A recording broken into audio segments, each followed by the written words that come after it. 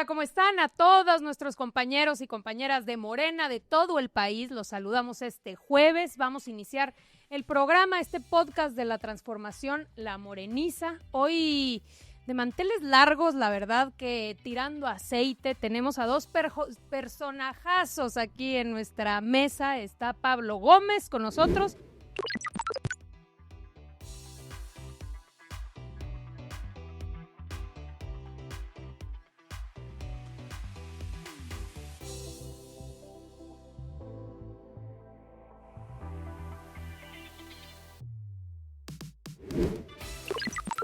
Aquí Pablo Gómez en nuestra mesa y Genaro Viñamil.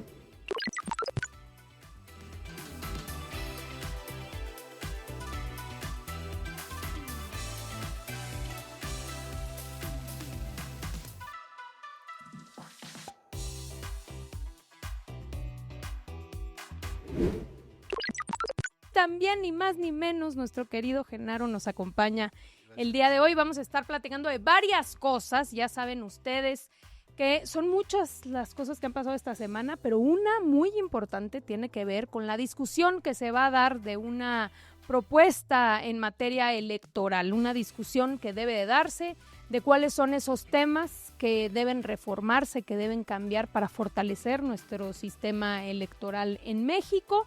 Ya aquí nuestro querido Pablo ha sido nombrado ni más ni menos que el que coordinará toda esta discusión a nivel nacional y por eso pues no podíamos perder la oportunidad de que viniera a esta mesa de la Moreniza y nos contara cómo estará este proceso en el cual también nosotros estamos deseosos de participar. Lo mismo en el caso de Genaro. Genaro, pues también hablar sobre todo el tema electoral y también platicar qué ha venido pasando con este caso de Vallarta, donde sabemos hubo todo un montaje. Aquí nuestro estimado Genaro es un especialista, experto en medios de comunicación y queremos hablar también de qué sucedió en ese momento con todo este andamiaje y montaje de los medios de comunicación para revivir un supuesto secuestro. En fin, son algunos de los temas, obviamente también sobre cómo hemos venido avanzando. Estamos en la gira nacional con las tareas organizativas que tenemos enfrente,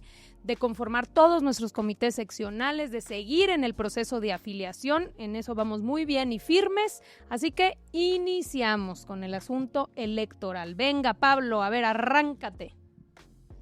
Bueno, la presidenta ha decidido crear una comisión presidencial con el propósito de abrir un debate, una discusión, una consulta al pueblo a través de diversos medios, un preguntar también a través de encuestas y un ir elaborando un proyecto de reforma electoral que ponga las cosas un poco más acordes, o mejor dicho, completamente acordes en la medida de lo posible con la situación del país. Entonces, lo que ha motivado esta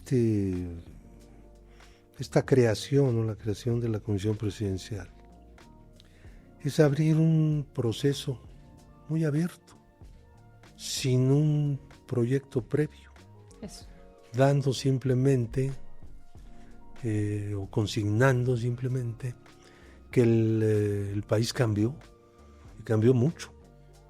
Y tenemos un sistema electoral que fue diseñado con muchos parches a través de bastantes años, que pues ya no está acorde con varios elementos. Hace varios sexenios que no había en México una mayoría política, ¿no? Hoy tenemos una fuerza política mayoritaria.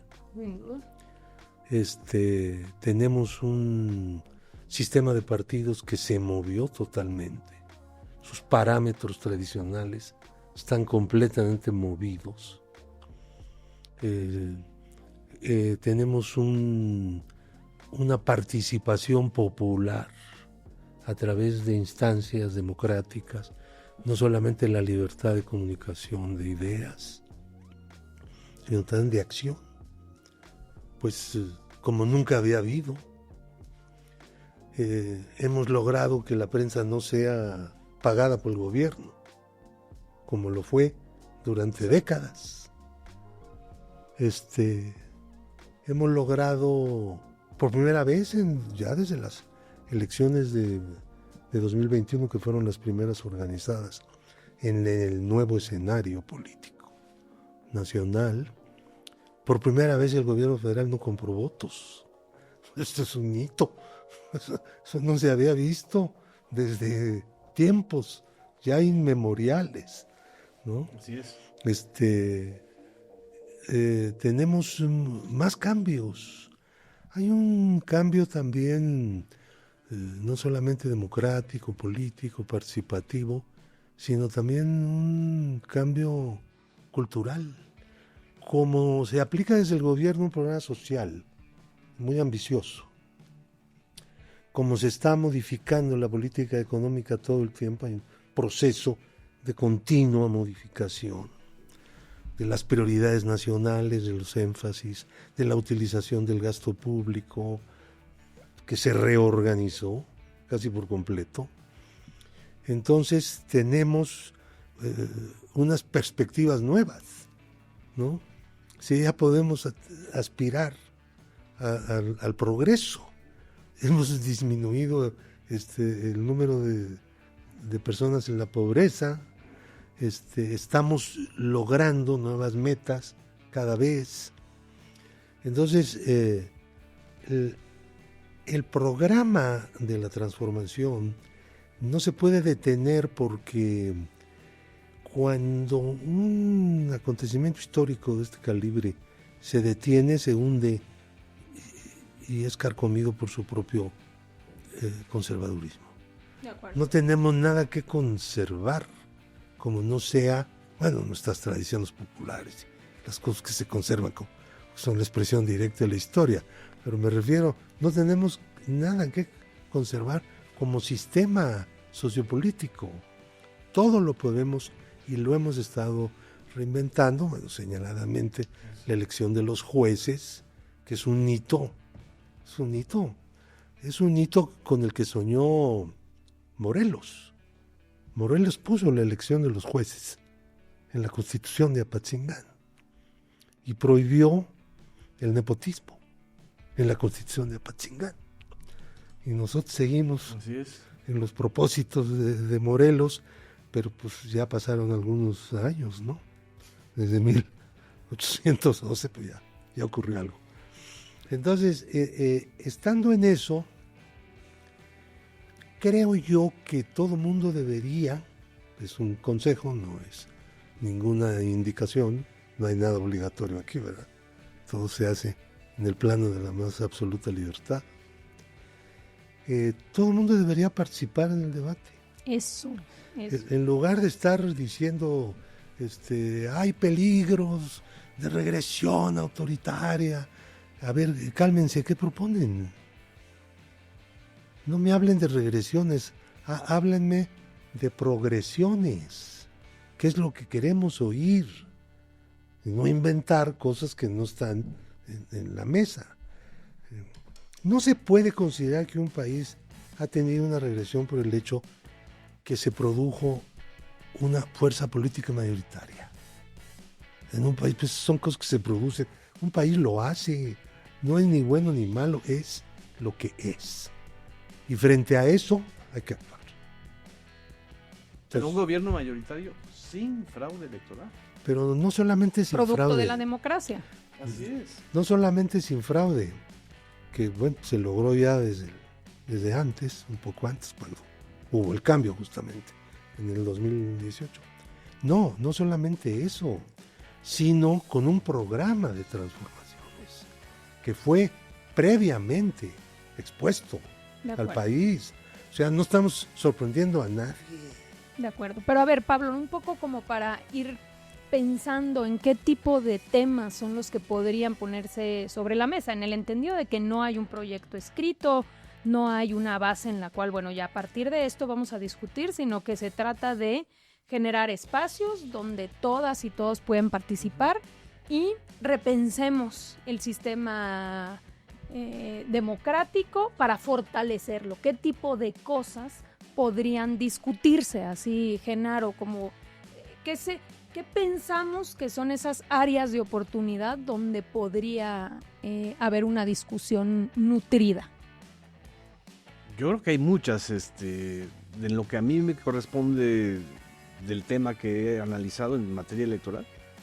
Yo creo que el modelo de comunicación política que se heredó después de la elección del 2006, después del fraude del 2006, este modelo de comunicación política que privilegia el spot, la spotización, el empaquetar, el diálogo de los partidos o de los candidatos o candidatas con la sociedad en spots, creo que ha sido un error terrible. Okay. Porque eso no genera ni debate, ni genera interés de la sociedad, y además ha ido degradando el debate público, porque lo reduces a ya no solamente los spots, ahora los reels o este modelo de campañas digitales, ¿no? En TikTok. Yo creo que ese modelo de comunicación hay que replantearlo, hay que plantear debates. La primera iniciativa, que es el Plan A, no sé si Pablo me lo puede confirmar, planteaba más debates y menos spots, es decir, más posibilidad de que hubiera debate frente a la sociedad, ¿no? Ese es un tema, uno de los muchos temas, pero creo que hay otros muchos que son importantes, ¿no? Efectivamente, el que más le preocupa a la gente, o el que más genera descontento, es el enorme costo del aparato electoral, por ejemplo. Ese es quizá lo que hemos nosotros fondeado en los medios públicos cuando salimos a preguntarle a la gente, es: no les gusta que haya tantos recursos públicos para los partidos, que las elecciones sean tan caras, ¿sí? Y que sea este aparato electoral, ¿no? Que supuestamente la reforma electoral de Peña Nieto iba a disminuir este aparato electoral elefantiásico, pero no, al contrario, yo creo que lo agrandó. Entonces, creo que hay muchas cosas que también se pueden ir discutiendo y proponiendo en esta materia, ¿no? Por ejemplo, otro de los temas que se han venido quizá proponiendo para su discusión es el tema de los plurinominales. Yo creo que es un tema que tiene tiempo que se discute, tiempo en el cual ha habido, pues digamos, un rechazo generalizado a la idea conceptual de que existan candidatos que no salen a las calles y no piden el voto, sino que son producto de decisiones de partido. Por ejemplo, Pablo, como una de las posibilidades a discutir. O sea, ¿cómo se puede generar un esquema en el cual todos los candidatos, independientemente de dónde salgan, pidan el voto, y en todo caso que según se gane mayoría, hay espacios para que gane las mayorías, como hoy, pero que los plurinominales no vengan de una lista, sino en todo caso que puedan venir de segundos mejores perdedores, de terceros, cuartos mejores perdedores, para así tener una representatividad más plural. Digamos, es una de las cosas que se ha venido planteando también, un esquema más parecido al de la Ciudad de México, pero entiendo es uno de los temas. Otro que tiene que ver con lo que Genaro... Pero a ver, toquemos primero este. A ver, adelante. Porque no existe un proyecto ya elaborado en este momento vigente, que el gobierno esté considerándolo como lo mejor, sino que tenemos que discutir. Evidentemente, lo que tenemos que discutir es la representación popular. No que si plurinominales o esto o lo otro, sino el sistema de representación del pueblo en los órganos colegiados, desde los ayuntamientos, los congresos locales, Congreso de la Unión, todos aquellos donde la ciudadanía se representa. Entonces, tenemos que encontrar no el sistema copiado de Alemania, que ya también está en crisis allá, ¿verdad? Claro. Y también aquí, porque en Alemania pues Un elector puede votar por partidos completamente distintos en la misma elección. En una urna nombran uno y en otra urna nombran 200 de otro partido o de otros partidos. Esto se puso aquí en el año 78, 77, 78, con la reforma política primera que hubo. Uh-huh. Bueno, era para que la oposición tuviera alguna representación. En este momento lo que estamos viendo es que quien se representa no son las corrientes opositoras y los miembros de los partidos, sino son sus líderes. Exactamente. Tienen el monopolio de 200 asientos Exacto. en la Cámara de Diputados, Así es. de 32 asientos en la Cámara de Senadores. Esa es la realidad contabilizadamente, ¿no? Dicho. Entonces, ¿cuál es aquí la cosa? Hay que discutir cuál sería el sistema de representación del pueblo que más acorde con lo que estamos viviendo sin volver a caer en vicios que quizá no se pensaron cuando se hizo aquella reforma, pero que con el tiempo se fueron generando, Sí, fueron pervirtiendo, porque se les agregaron más cosas en materia del sistema de prerrogativas.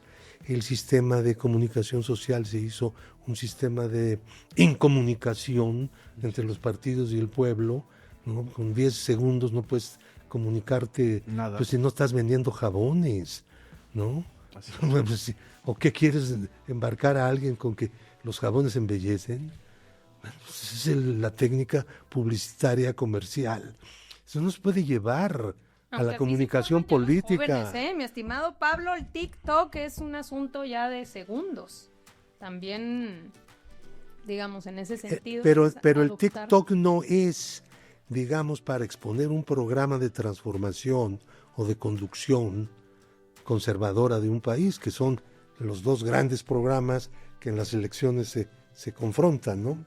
El programa de las transformaciones y el programa de las conservaciones, ¿no? Entonces, pero para eso se necesitan otros elementos. De acuerdo, el debate, el contraste, ¿no? ¿Qué propones tú? ¿Qué propongo yo? Que se aclare respecto a este otro tema. Es el sistema de partidos el que tenemos que resolver. No es un asunto de si pluris o estos o los otros. Inventemos un sistema de partidos nuevo, sin los vicios que hay ahora, con el propósito de que los partidos sean más responsables, pero no en general, sino frente a sus propios afiliados. Así es. Frente a su propia gente, a la que dicen representar, que de repente no representan en absoluto. Y yo quisiera aspirar, si es que se puede, a que esto que se está abriendo ahora con esta comisión sea el inicio de un debate sin prejuicios, sin predeterminadas cosas. Sí, porque también, digo, ahora, ¿qué es lo que sale? Es la oposición diciendo, Dios, ya nomás les falta la reforma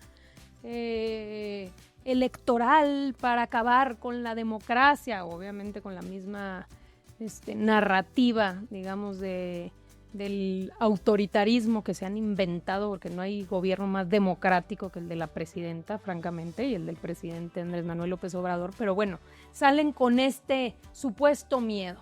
Entonces, digo, aclarar, y aquí que tenemos a Pablo, ¿de qué se trata este ejercicio? Es, abramos el debate.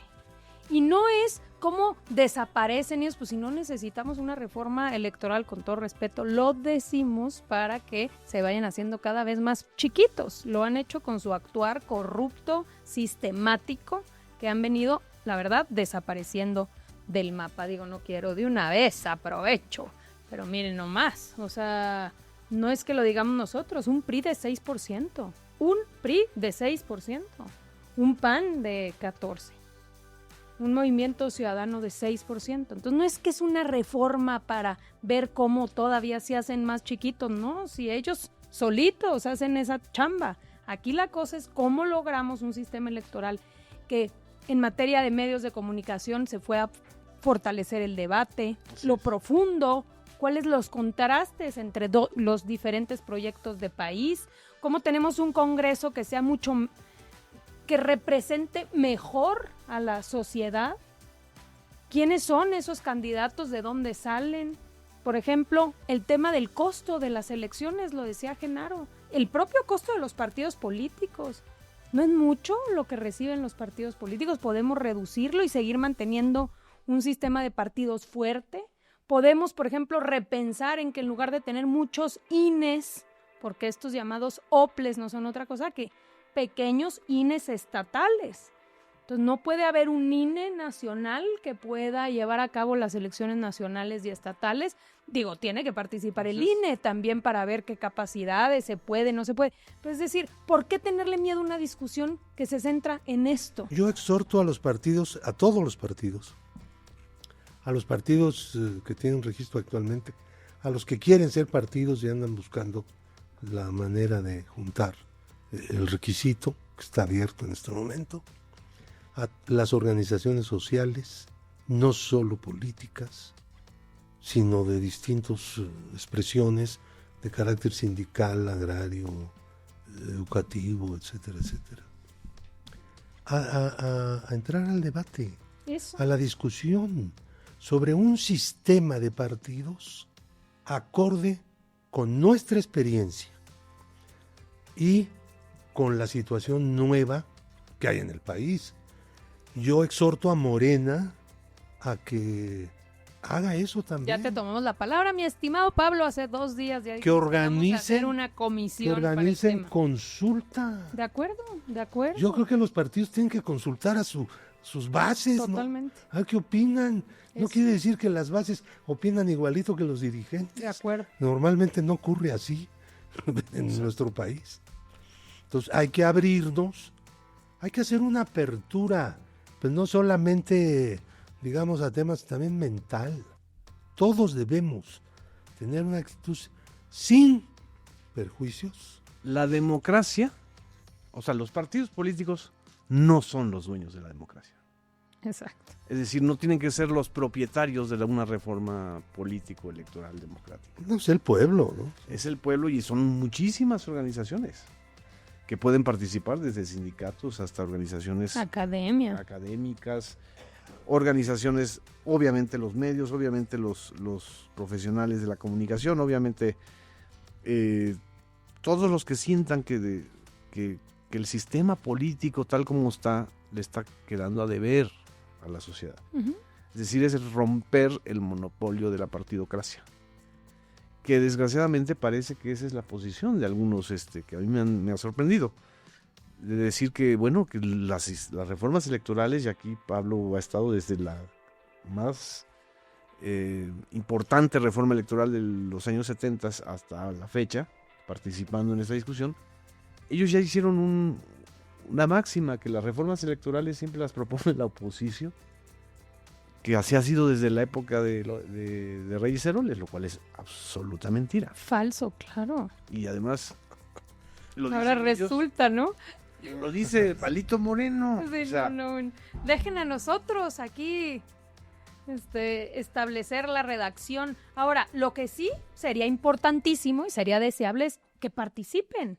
A ver, nosotros ya dijimos, vamos a hacer una comisión porque queremos hacer una consulta amplia. ¿Qué no puede hacer su consulta los panistas? Sirve que hasta bajan, ¿no? Con su militancia, algún pretexto necesitan estos cuates para ir a territorio. O Alito, ¿no? A ver, los panistas, los prianistas dicen que, pues no, que cómo Pablo Gómez va a llevar este asunto, que debería ser Ugalde. A ver, vamos viendo este video. ¿Qué se vive en el interior del INE? Se vive desmoralización, se vive frustración, se vive una situación de complacencia creciente, se vive una enorme tristeza institucional. ¿Se engañan o manipulan? Yo creo que en ocasiones ellos y ella se engañan porque es una manera de justificar la complacencia. ¿Creen a los ciudadanos idiotas? Probablemente. ¿Lo somos? No, claro que no. ¿Nos tratan como les gustaría ser tratadas? No estoy seguro de eso, Pero los ciudadanos no son idiotas, los ciudadanos son apáticos y esta es una diferencia notable. Y esa apatía a veces es peor que si fuéramos tontos. Vámonos, ese ni más ni menos que debería ser el guía de esta discusión. Dice mi estimado Pablo que como de que tú, a ver, vamos viendo también videoclip de nuestro estimado Pablo un poquito para conocer, digo, todos lo conocemos, pero por si algunos no se acuerdan, adelante. Porque se acabó el chayote. Y entonces a nadie se le puede decir que tal cosa no pueden decir lo que quieran, a la hora que quieran, como quieran y a través del medio que quieran. Sí, pero Qué orgullo desde Palacio para Nacional, desde Palacio Nacional. ¿Les contestan? Todos los días. Y les van a seguir contestando. Porque ustedes están en su medio todos los días, pero es que duro y dale. Trabajo, Ustedes creen que hablan. Trabajo es cuestionar. Ustedes creen que el trabajo del presidente y el trabajo de los legisladores es responder. Con nombre y apellido es pregunta, ¿eh? Cuando hay polémica, sí. ¿Por qué no se va a mencionar al nombre de la persona que está haciendo el ataque? No somos farsantes que ocultamos las cosas. No, y decimos, nosotros. a ver si, ustedes no. Ustedes dicen, el señor Pablo Gómez es esto y dijo esto y está equivocado. Y ese señor les puede decir, usted, señora Micha, es la que está equivocada. Ya nos tenemos que ir un No podemos así. ¿No podemos? No es exacto. Son Y si quieres, intocables. luego lo volvemos a platicar. ya No, hay nadie, chayote, no ya. somos Hay libertad. Ahora dime chayotera. Es nuestro Ay, orgullo. chayotera. Bueno, ¿cómo ven? Entonces, ¿Ugalde o Pablo Gómez para dirigir este debate? No, la verdad que regresando al tema, ¿no? Y a la importancia que tienen estos espacios, sí sería, sin lugar a dudas, me imagino, Pablo, que es un asunto no inmediato, ¿no? Porque también pareciera como si ya se va a aprobar mañana, apúrense. Estamos hablando, entiendo, de un proceso abierto de discusión que tendrá sus tiempos y que habrá la posibilidad de ir abriendo la discusión en los diferentes temas a plantear. ¿No es así? Sí, así es, no hay un calendario predeterminado así de principio. Y al principio está hecho, ¿no? El final, pues hay que ir viéndolo. El caso es de que si logramos despertar el interés en los temas de una reforma electoral, vamos a conquistar algo que es valiosísimo, que la sociedad esté pendiente de cuáles son las reglas a través de las cuales se va a seguir disputando el poder en su propio país. Eso es básico que un ciudadano lo sepa. La República está integrada por ciudadanos y ciudadanas. Ellos son los miembros, los socios de la República. Y todos esos procedimientos, usando por la libertad política. El número 1 de nuestro temario son las libertades políticas. Sin libertades políticas no podemos obtener ningún progreso. No. Y esa es historia pura de México. Eso lo ha enseñado la historia. Hemos tenido periodos de mucha estabilidad, pero también de mucha represión dentro de la supuesta estabilidad. El poder, no había quien disputara el poder en este país y el poder reprimía. Justamente para no llegar a la situación en la cual el poder mismo entrara en la disputa, ¿no? Y así estuvieron sexenios.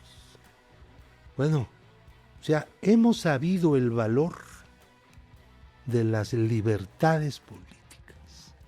En eso, de ahí nos queremos agarrar. Y no de las cosas que pervierten esas libertades, que se confunden. En lugar de hacer personas políticamente libres, se generan personas políticamente sujetadas a través de instrumentos de sujeción que se crean dentro de los sistemas políticos, justamente, ¿no? ¿Y tú crees que los ciudadanos son apáticos, como dice Ugalde? Bueno, nada más quiero que me digas una cosa. Piensa en algún país de estos muy conocidos, ¿no? que hayan tenido un jefe de gobierno, jefa de gobierno, casi con el 60% de la votación. ¿La votación? ¿Dónde?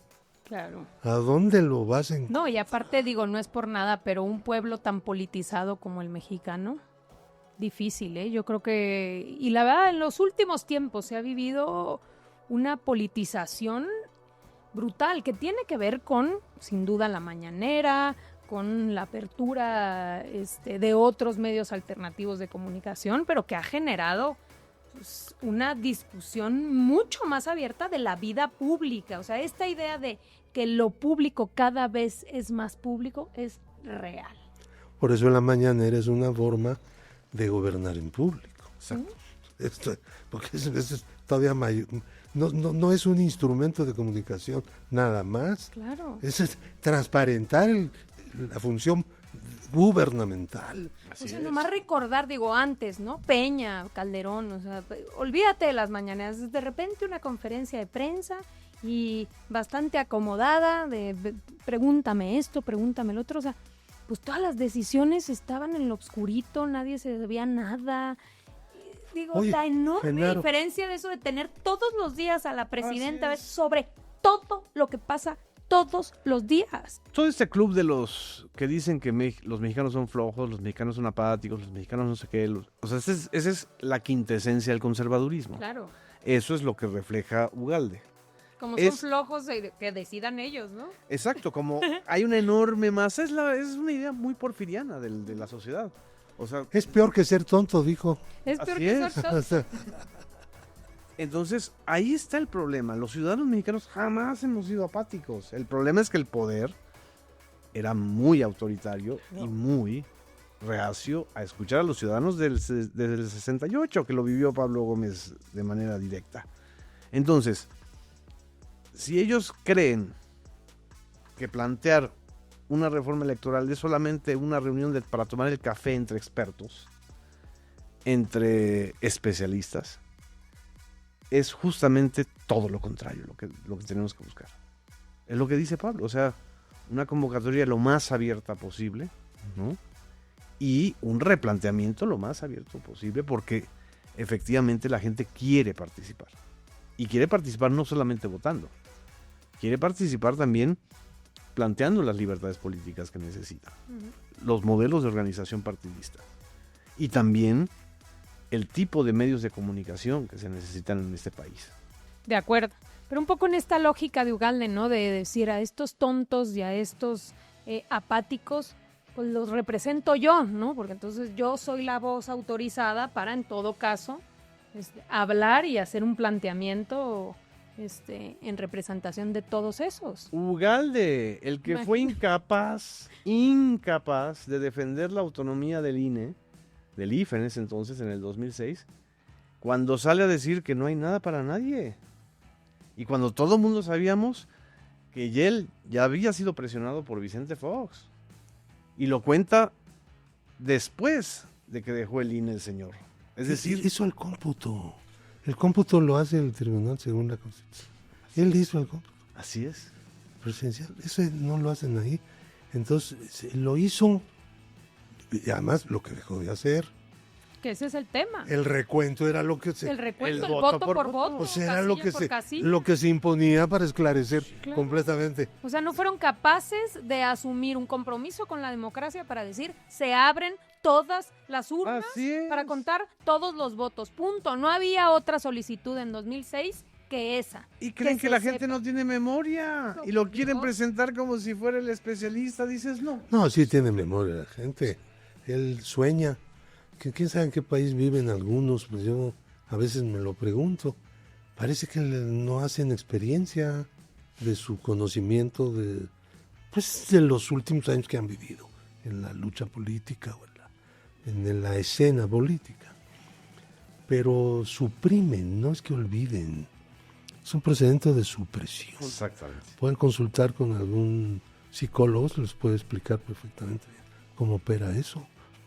Pero digo, la ceguera, me parece increíble la ceguera como del preanismo, ¿no? O sea, el representante en su momento cuando fue el fraude electoral de 2006 y es el que presentan como el gran especialista para que lleve a cabo el debate. Bueno, ¿en qué están pensando? ¿En qué México viven? Por Dios. Por eso no se levantan.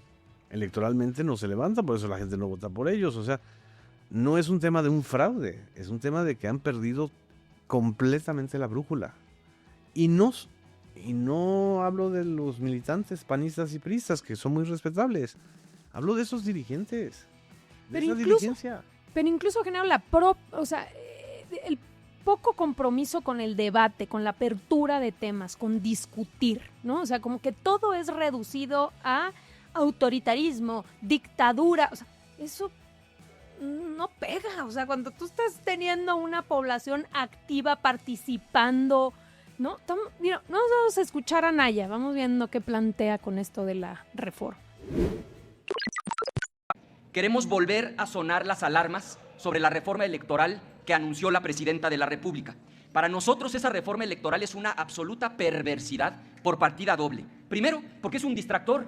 No quieren que se hable de los vínculos de Morena con el crimen organizado, no quieren que se hable de la inseguridad, no quieren que se hable de la debacle económica y quieren distraer al país con una reforma electoral que nadie les está pidiendo. Y segundo, es una perversidad porque responde a la agenda de control total del gobierno. Ya hoy el gobierno de Morena controla el Ejecutivo, el Legislativo, el Poder Judicial, desmantelaron todos los órganos autónomos, recolonizaron la Comisión Nacional de los Derechos Humanos, implementaron la ley espía. ¿Qué les falta? Les falta una cosa nada más: el control del Instituto Nacional Electoral. No más.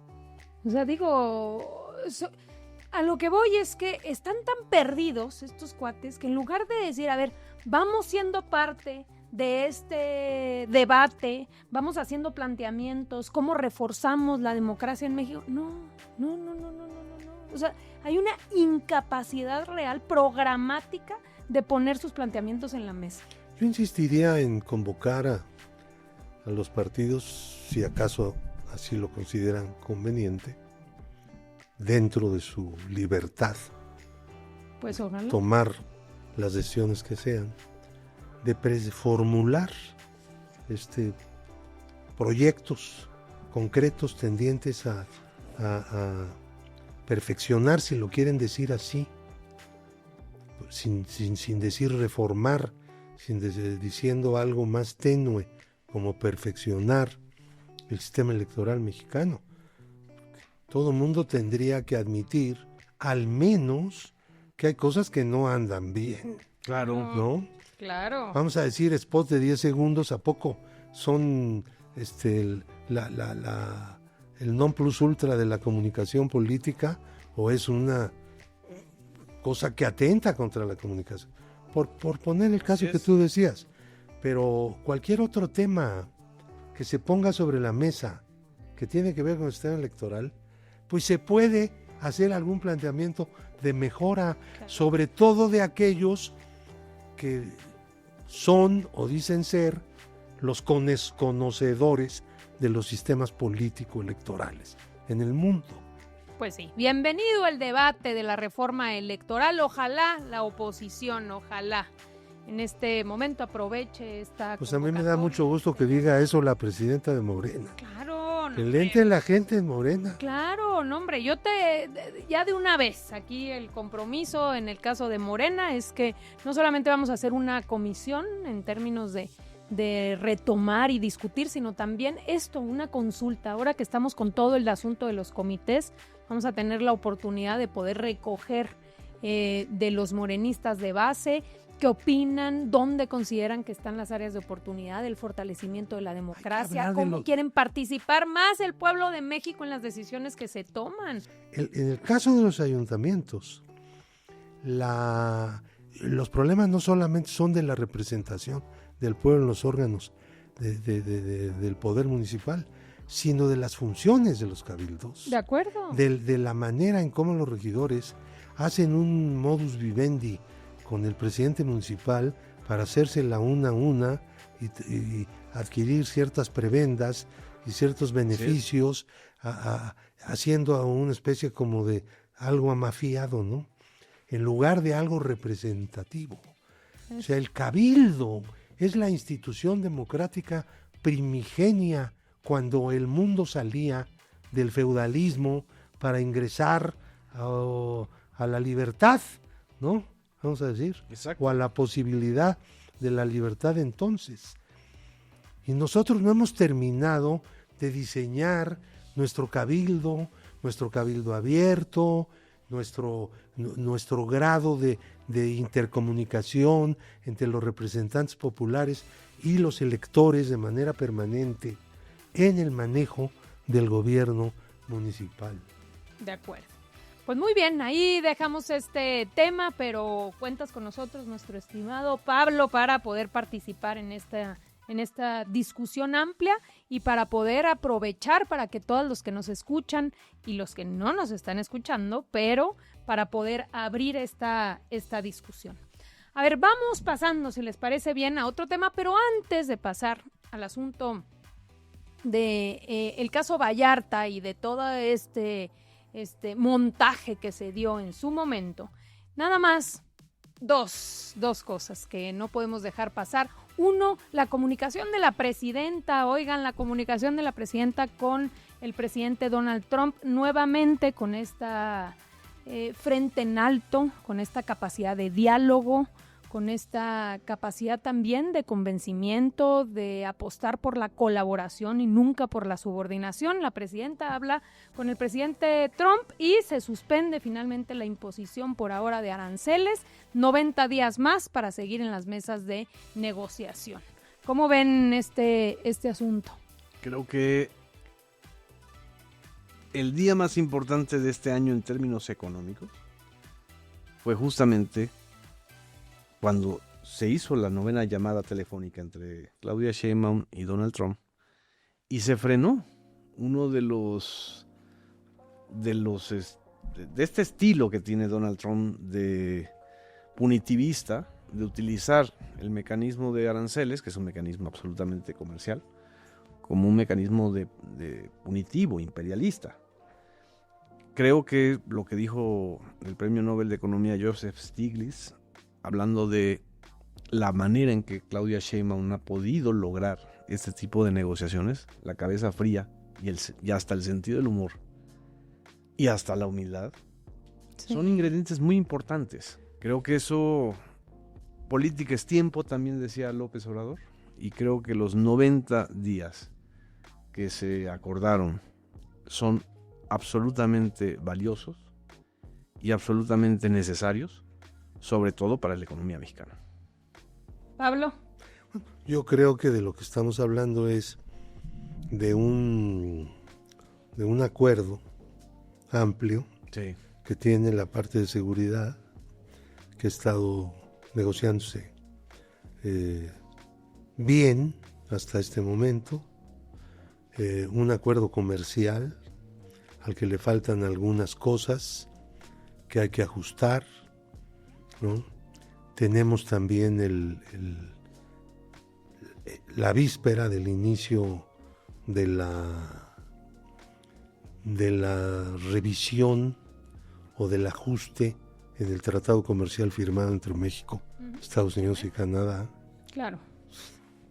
Así es. Pues esa es y tiene que ver con esto, ¿no? Nuevamente sale una encuesta de ENCOL para el país y pues aquí está nuestra presidenta, 80% de aprobación, una presidenta querida por la enorme mayoría del pueblo de México, ¿no? Que la aprueba, que la respalda y que considera que está haciendo un gran papel dentro de nuestro país y también representándonos fuera de él. Una clave y un claro ejemplo pues es esta relación que hemos logrado mantener con Estados Unidos de diálogo y de colaboración.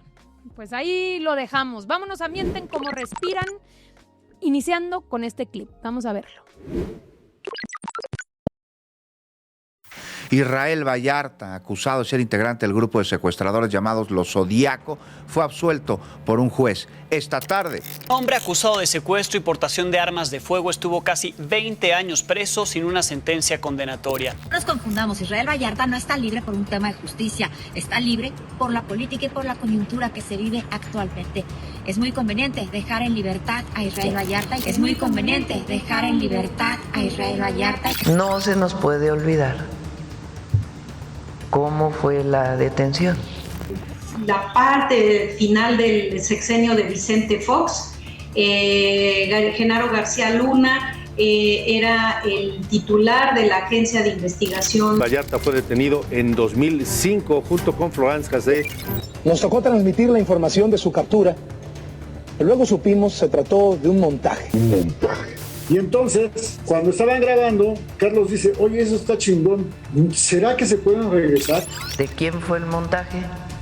Pues de García Luna, hoy preso en Estados Unidos por narcotraficante. Por hacer un favor a un amigo de Genaro García Luna y Luis Cárdenas Palomino, que se llama Eduardo Margolis, un empresario muy poderoso, les pide la detención de Israel Vallarta y de Florence Cassé. Estamos hablando de una secuestradora.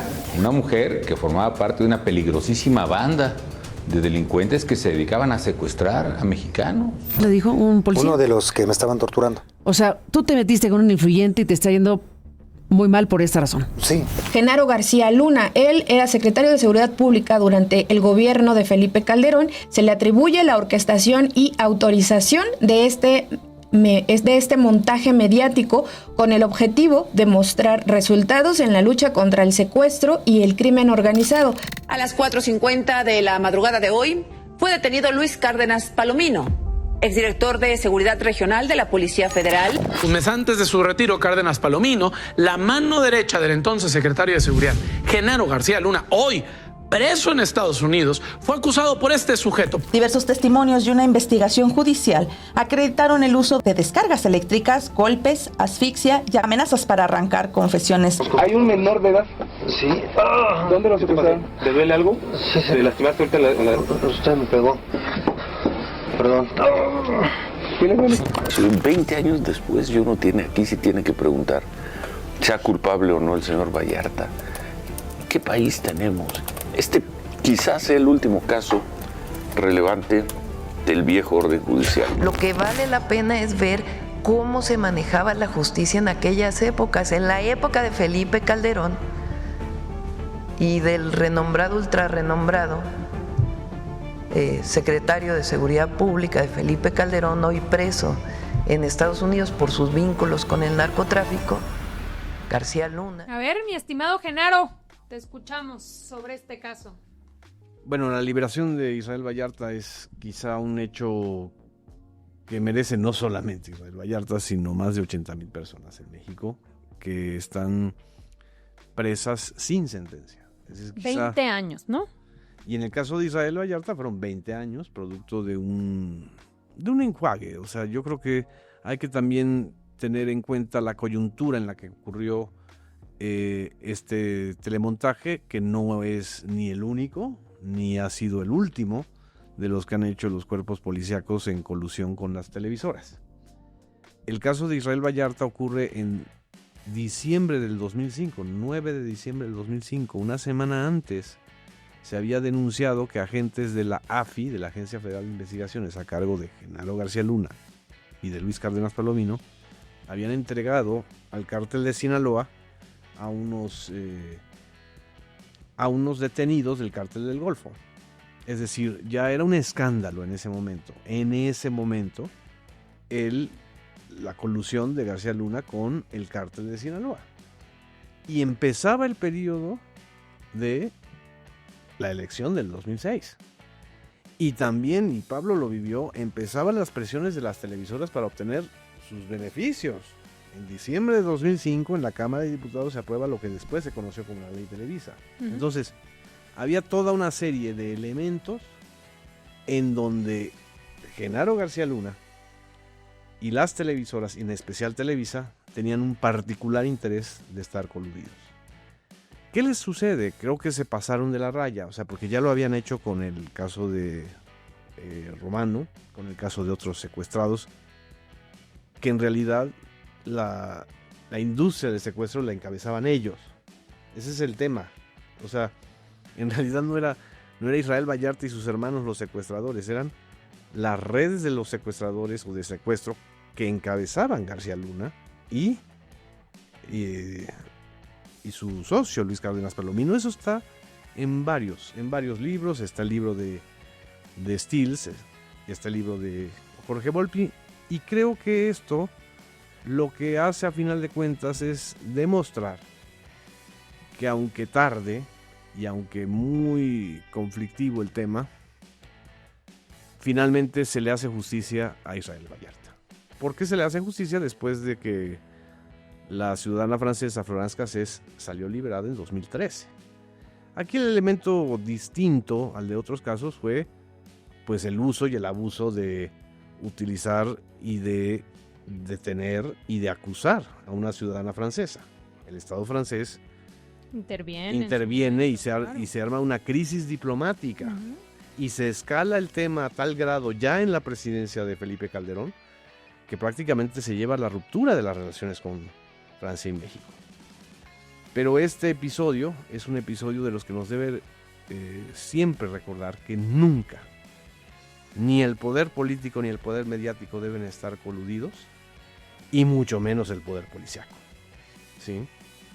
Y que este episodio, que es el episodio de Florence Cassés e Israel Vallarta, no vuelva a ocurrir en este país. O sea, mucho menos 20 años de tener a alguien sin sentencia preso. Entonces, por un lado es el tema, ¿no? O sea, ¿cómo funciona la justicia en nuestro país? Que puede haber un caso que no es solo el de Vallarta, ya lo planteabas tú, sino casos en los cuales puedan pasar 20 años sin una sentencia. O sea, ¿qué tiene que pasar para que 20 años después un juez determine si eres o no culpable? Cuando finalmente todo ese proceso lo has vivido en la cárcel. Así es. Entonces, digamos, una de las grandes tragedias de cómo operaba el sistema de justicia en la época de Calderón, y luego pues todo lo que se ha venido, digamos, reformando y modificando en términos de cambiar ese modelo tan perverso y tardío de justicia. Eso es como uno de los elementos de este caso, independientemente de la culpabilidad o no, que eso pues lo determine el juez. Lo otro, ¿no?, tiene que ver con todo esto de García Luna y de los medios de comunicación, que un poco para recordar, mi estimado Genaro, es hay un pacto, ¿no? O cuéntanos tú cómo está el asunto de cómo llega Loret de repente, ¿no? Y empieza toda esta película como si en vivo estuviésemos viendo que llega la AFI y se encuentra en flagrancia, como se dice en términos legales, cometiéndose el delito de secuestro. A ver, recuérdanos ese suceso. Lo ha estado contando Israel Vallarta en sus entrevistas recientes. Con Carmen Aristegui contó que ellos fueron detenidos un día antes, de manera irregular. Ajá. Él y Florence Cassés, que ya no estaban juntos, es decir, ya no eran pareja. Ajá.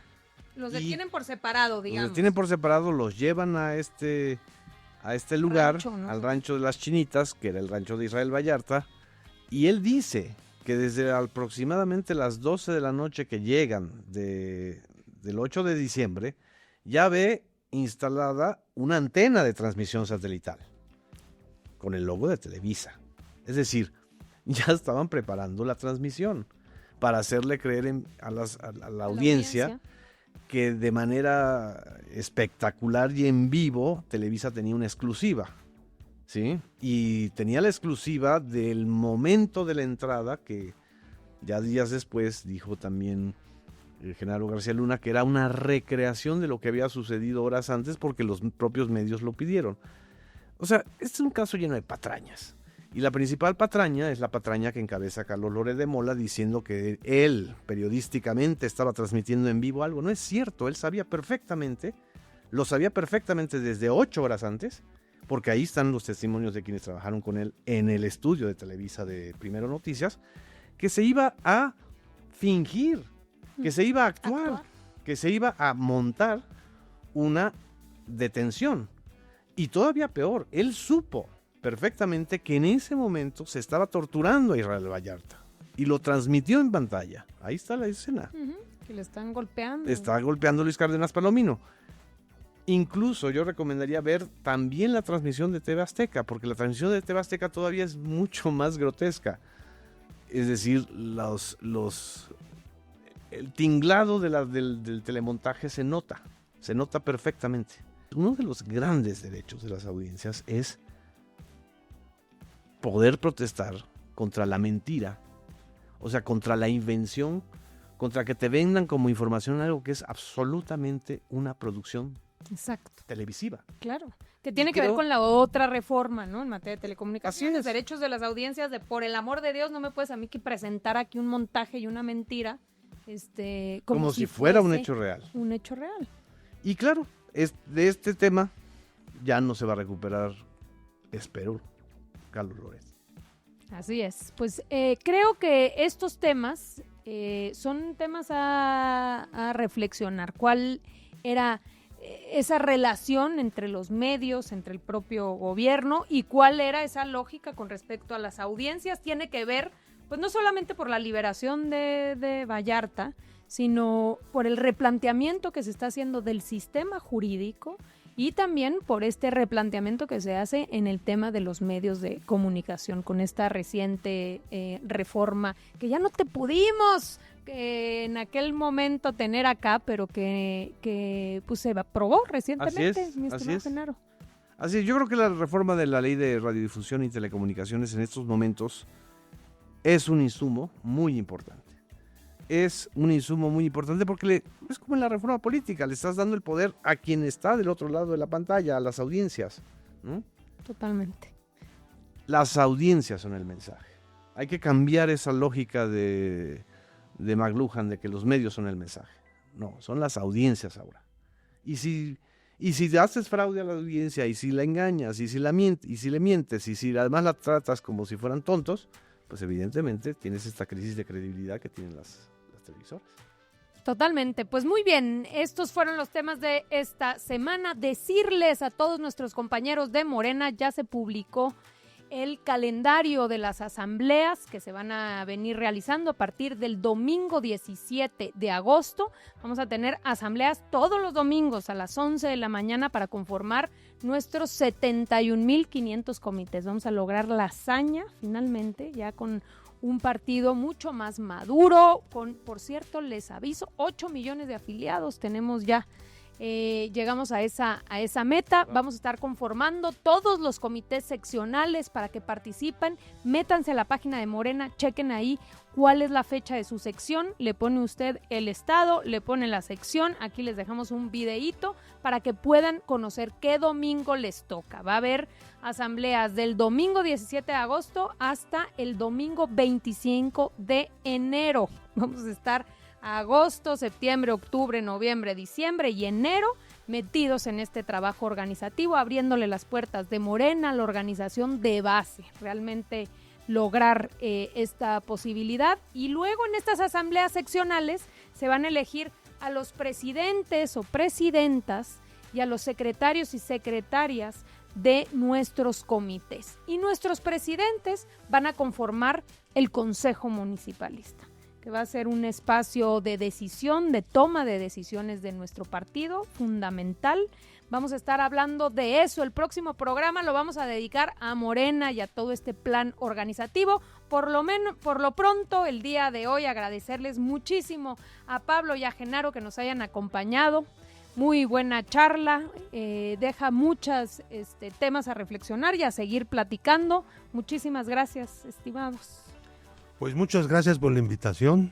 Nunca había estado en esta moreniza, pero bueno, ya la conocí.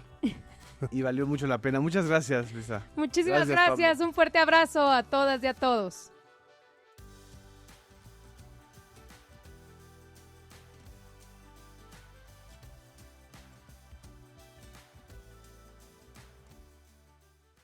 Morena. Morena. Morena, la esperanza de México.